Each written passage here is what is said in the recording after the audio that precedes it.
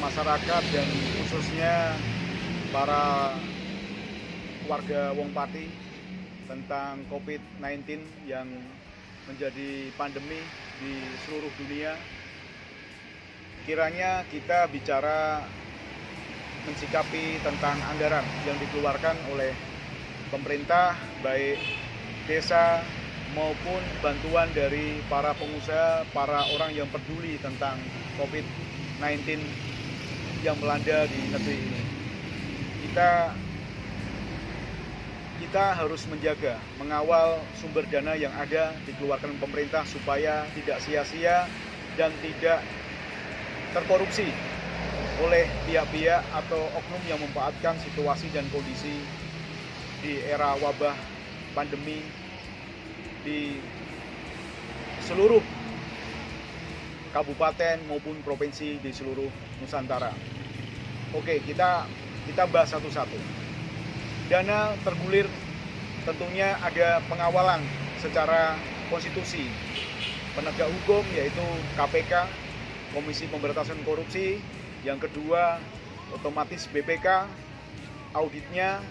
Untuk pengawalan lagi selanjutnya kejaksaan, dan mungkin selanjutnya pihak kepolisian, dan terpenting lagi masyarakat, LSM, lembaga bantuan hukum, para jurnalis untuk memantau dana yang bergulir untuk penanganan wabah COVID-19 di Indonesia ini. Yang kita bahas sekarang khususnya di Kabupaten Pati. Dana bergulir cukup banyak dan signifikan yang memotong anggaran-anggaran untuk penanganan darurat pandemi ini kiranya kurang lebihnya 136 miliar. Info yang saya terima. Dan desa pun diwajibkan untuk dana desa dialokasikan untuk sebagai garda depan untuk penanganan COVID-19 di masing-masing desa. Terlebih dahulu kita harus secara tertib administrasi untuk pembelian dari segala alat kesehatan maupun obat-obatan dengan bukti-bukti yang real sehingga tidak ada masalah di kemudian hari. Ada pandangan di masyarakat, ada persepsi di masyarakat, ada situasi apapun, keadaan pasti ada baik dan buruknya, tergantung pada pengelolanya.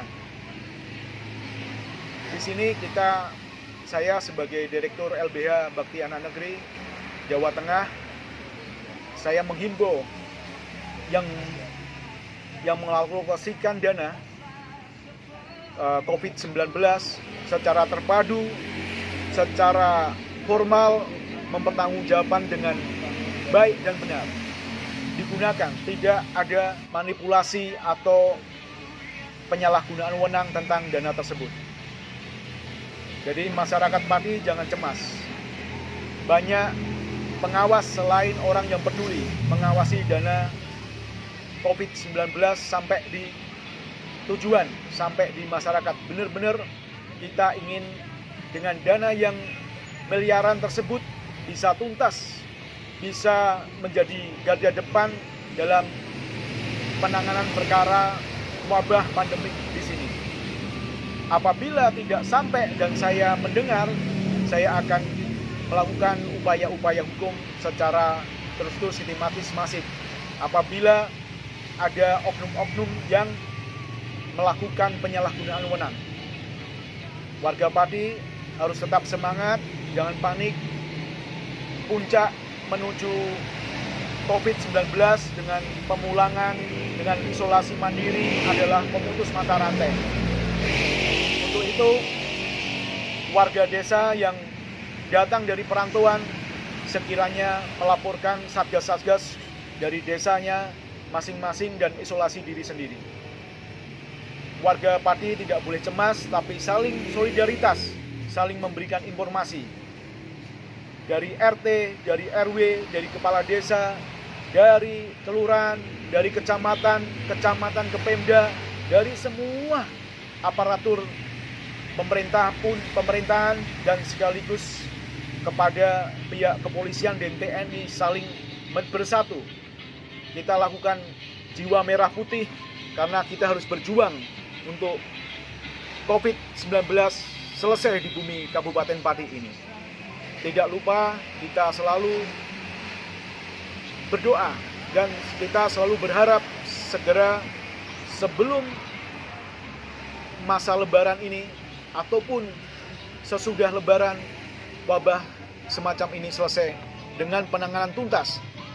Dan apabila dana ya selesai pada masanya, pemerintah pun satgas-satgas apapun harus melaporkan kepada masyarakat. Dana yang disalurkan adalah melakukan audit secara internal maupun eksternal, di mana kepercayaan disitulah obat kita. Akal sehat kita gunakan untuk menolong sesama. Jadi jangan dilepaskan, jangan dianggap remeh segala sesuatu. Dana mengalir, dana tersalur, dana terserap kepada tempat yang pasti. Terima kasih.